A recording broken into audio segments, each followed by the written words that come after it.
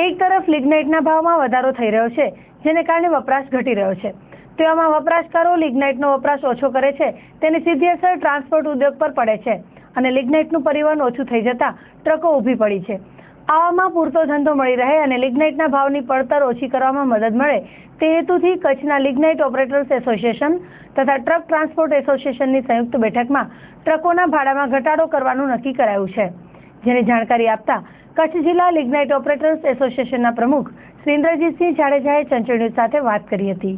ગઈકાલે કચ્છ જિલ્લા lignite transport association operator અને truck transport association exam committee સંયુક્તપણે એક મિટિંગ કરવામાં આવી હતી, જે 2 દિવસ અગાઉ ટોક્યો અને જીએમડીસી દ્વારા એક સેમિનાર રાખવામાં આવેલું હતું, જેના અનુસંધાનમાં જીએમડીસીમાં હાલમાં માલ ઉપડતો નથી. માલની ખપત બહુ ઘટ છે, કારણ કે ઇમ્પોર્ટ કોલ બહુ સસ્તો થયેલો છે અને જીએમડીસીનો જે માલ છે એ બહુ મોંઘો પડે છે, જ્યારે વપરાશકારોને પોસાય એમ નથી અને ક્વોલિટી ખરાબ આવવાને કારણે વપરાશકારો લેતા નથી.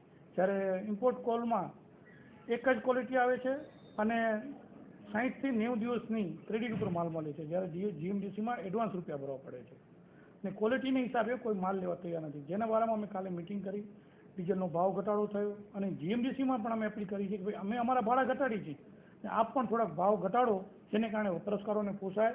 અને આપણા વડાપ્રધાન શ્રી મોદીજીની એક સૂચના છે અને એક સૂત્ર અપનાવ્યું છે, મેડ ઇન ઇન્ડિયા.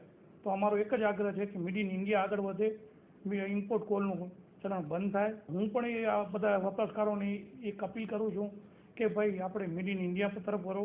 વપરાશકારોને જે ન પોસાતું હોય કે કોઈ પણ જાતની તકલીફ હોય એની લેખિતમાં રજૂઆત કરે અને એનો નિવાડો લાવે, એના માટે થઈને અમે અમદાવાદ મધ્ય પણ એક મિટિંગ કરવાના છીએ.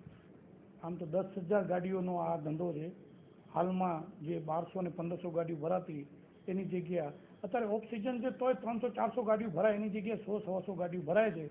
જે અત્યારે ધંધો જીએમડીસીની ભાવ વધારાના હિસાબે, મંદીના હિસાબે છે. ટ્રાન્સપોર્ટ ઉદ્યોગ બંધ થવાના આરા ઉપર છે.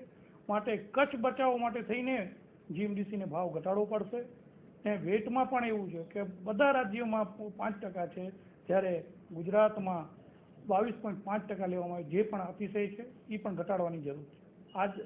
આજ રોજ જે અમારી મિટિંગ હતી એમાં અમે લોકલના 30 રૂપિયા, 40 રૂપિયા, 80 રૂપિયા, 90 રૂપિયા, 120 રૂપિયા અને 130 રૂપિયાની હિસાબે જે અમારે જે અંતરની હિસાબે ઘટાડો આવે છે એ રીતે અમે ઘટાડો કરેલો છે.